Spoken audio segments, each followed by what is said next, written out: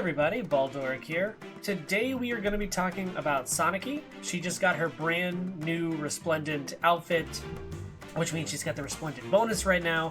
So I thought it would be a good idea to kind of talk about how to use this unit in case either you have her, you want to use the one you just got, or you're considering her for a merge project and kind of how to use her in the different modes.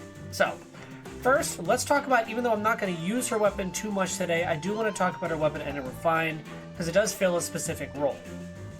So, it grants allies within 2 spaces attack +3 during combat, which is a pretty decent support tome to have. Everyone around her does get that +3 attack as long as they're close to her, and she herself gets attack and res +5 during combat if she is within 2 spaces of a flying ally.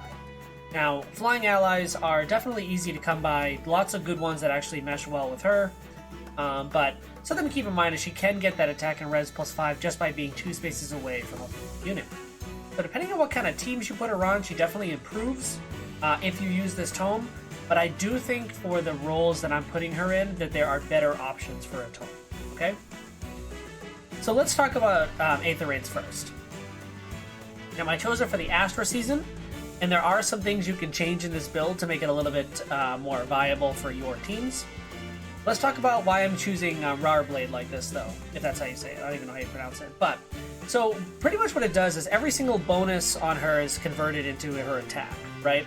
So if you have different units on your team that are buffing her, and she becomes into vantage range, whether it's by proccing a trap, taking a hit because you attack somebody on your turn, whatever it is, if you have vantage range and you have a ton of buffs on this unit, as long as you have sniped the panic mana or something to that regard, she is going to be hitting for a ton of damage. She already has a base 64 attack.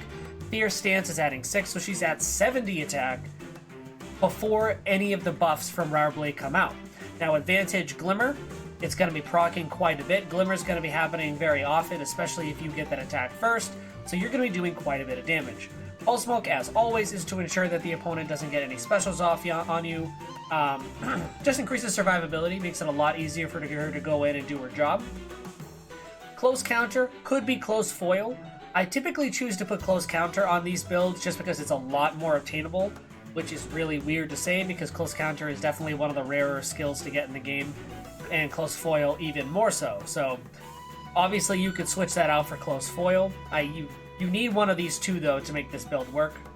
The only other thing you could change here if you wanted to go slightly more budget is Pulse Smoke to Attack Smoke, which just, it just increases survivability without it being the special, it's the attack. So, pretty standard Vantage Sweeper build, but it does perform well. If you can invest in her greatly, it does a good deal. 64 base attack works great with Vantage. Something to keep in mind if you can invest, or if you want to invest in a unit like this, definitely works and becomes very strong on the Anima season because of the Altina bonus to attack and the Naga bonus to defense. It actually makes her relatively bulky in all fields. So, that's AR. Let's talk about a max invest arena build. Now, there are some changes you could make to this build to make it either score higher or just be a little bit different. For example, instead of Mirror Impact, you could use, the R-Dual Infantry or whatever it is for more score. However, what is interesting about this build is your attack stat is going to go up substantially. Mirror Impact is a +7 and Death Blow is a +6, so that's +13 attack just from that. Joint Hone Attack adds 5 to that, so that's going to be another 18. That's 18 attack, putting her at 79 attack before you count Blade, before you count any ally buffs, and because of lull attack res that you're putting on her, you're going to be hitting for a lot harder and they're not getting any of the bonuses. Now, I chose Ruptured Sky here because it's an easy to proc special that is considered the high invested special. Ruptured Sky will do 20% more damage unless it's against the dragon, and then it does 40%. So she actually can hit dragons pretty hard, though dragons usually have pretty good res. With this, she should be able to hit them really hard with the lull going off and the Rower Blade bonuses. This works really well. Obviously, this is a build, geared towards player phase, so you're going to want to make sure that some of her allies, 1, can buff her, and 2, either dance her out, or do something to get her out of harm's way in case you don't kill everybody in one turn, so that you aren't getting just nuked the next turn, because her defense stat is very low. res stat is high, she could probably tank a res unit or a res hitting unit fairly easily, especially if she's attacking, because she's going to get that plus 10 from mirror impact, putting her at 52 res. There's a lot of viable things she's going to be able to do here. Very strong against a lot of different comps, so I do think it does work well. Another thing to keep in mind is her speed stat is fairly low, so her getting doubled is a serious possibility, so you do want to make sure that you keep her out of combat, and that's also should be applied to the Vantage build as well.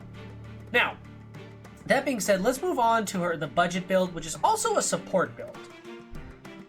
So I decided for this, I wanted to find a way to use her weapon effectively, her refine for her weapon effectively. Now, you don't have to do exactly this, but the reason I'm doing a build like this one is you want to go full support if you're going to do something like this. Because one, allies within 2 spaces are getting +3 attack. So you're already making sure that she is giving everyone around her 3 attack. If you consider, and that's during combat, so it stacks with everything else that's during combat, such as drive attack and drive defense. So basically, anyone near her, so drive attack is 4 + 3, so that's +7 attack during combat, +4 defense during combat to allies that are around her. Now, if you also take whatever unit that you are trying to buff, shove them 1 space away, they are getting the attack and res link +6, which is really great because they're going to have that in addition to the bonuses that she is going to be that unit will be getting from her, which is the +7 attack.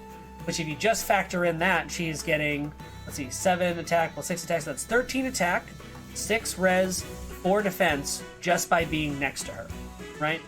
Obviously, that's really strong. And if you need her to do anything, as long as you have a flying ally on your team and your flying ally has reposition, you could reposition this unit or shove, whatever it is, to stay within that 2 spaces. She will get +6. She'll get like the attack and res bonus from that. You get the attack and res link going off, and because of Cymbeline, I meant to say this was why she's getting the attack and res +5. So she actually does get buffed fairly well. Now, keep in mind that this is a neutral. This is like you just got her from the Resplendent Fey Pass, and that's it. That's the only reason you have her. If you actually had like points into attack or something like that, she would be even stronger.